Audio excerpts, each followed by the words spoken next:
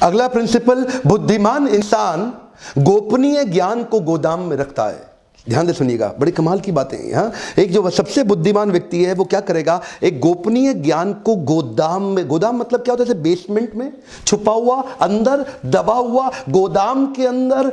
यानी कि चाणक्य कहते हैं अगर आप अपनी गोपनीय बात को पचा नहीं सकते, छुपा नहीं सकते, तो कैसे विश्वास कर लोगे कि दूसरा पचा लेगा या छुपा लेगा। अगर आप अपने सीक्रेट को सीक्रेट नहीं रख पाते तो दूसरा कैसे रख लेगा।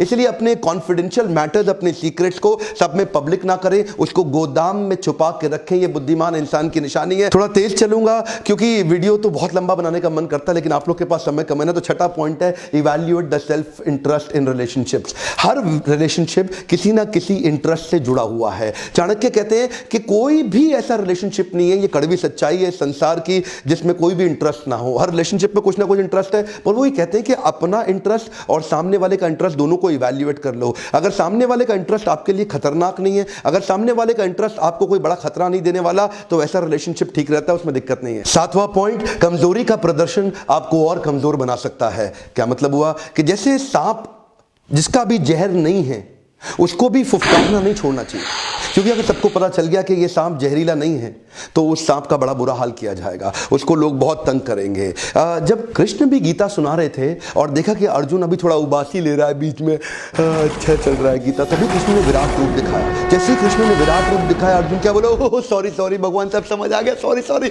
वापस आ जाओ। तो कभी ज़्यादा अपनी कमजोरी के बारे में पता ना लगने दो, नहीं तो लोग आपकी कमजोरी का फायदा उठाएंगे, आपको कंट्रोल कर लेंगे। आपको डसने का जरूरत नहीं है, लेकिन फन दिखा सकते हैं। अगला पॉइंट है कि मछुआरा भी कुछ पाने के लिए पहले जल में उतरता है। इसका मतलब क्या है, रिस्क लेना जरूरी है। The biggest risk that you can take in your life is by not taking any risk at all। Ninth point है, मूर्ख लोगों से विवाद ना करें। मूर्ख व्यक्ति से हमेशा दूर रहना ठीक है, क्योंकि जो मूर्ख लोग होते हैं ना, वो पहला आपका समय बर्बाद करेंगे, दूसरा अपने बुद्धि के स्तर के नीचे आपको बराबर लाएंगे, और उसके बाद तीसरा आपको पीट पीट के आपको तंग करेंगे। और इसलिए अच्छा क्या है, उनसे दूर ही रहो। अगला पॉइंट है, दूध की आवश्यकता पूरी करने के लिए हथनी पालने की जरूरत नहीं है। अगर आपको दूध चाहिए तो हथनी ना पालें। हाथी जो है ना, एक एक्सपेंडिचर का सूचक है, यानी कि जब भी कुछ एक्सपेंशन कर रहे हो किसी जरूरत के लिए, अननेसेसरी बड़े बड़े एक्सपेंडिचर करने की जगह कोशिश करें कि अपने आप को एकदम स्लिम एसेट लाइट रखें। आपने मेरा मॉडल सुना ना, फ्लाई लाइट,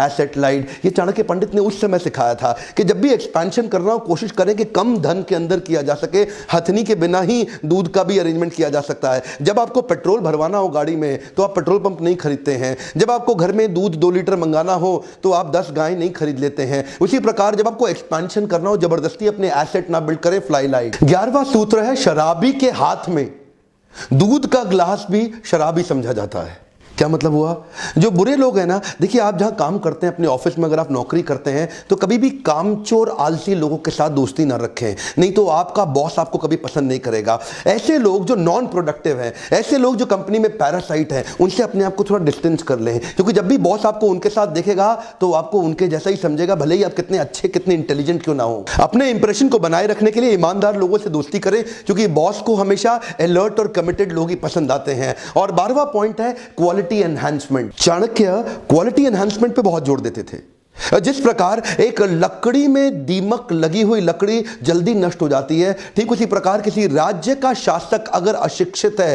तो वो राज्य का कल्याण कभी नहीं कर सकता।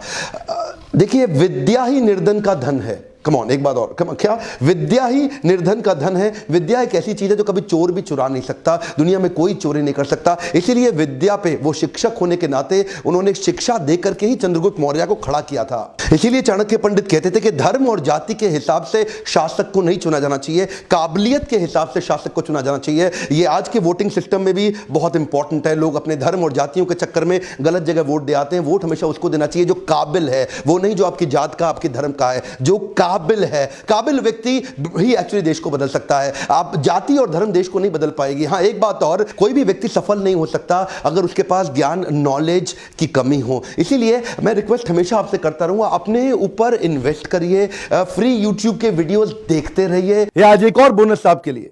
जिस प्रकार चंद्रगुप्त को चाणक्य की आवश्यकता थी, ऐसे ही आपको भी आपके जीवन में एक चाणक्य चाहिए।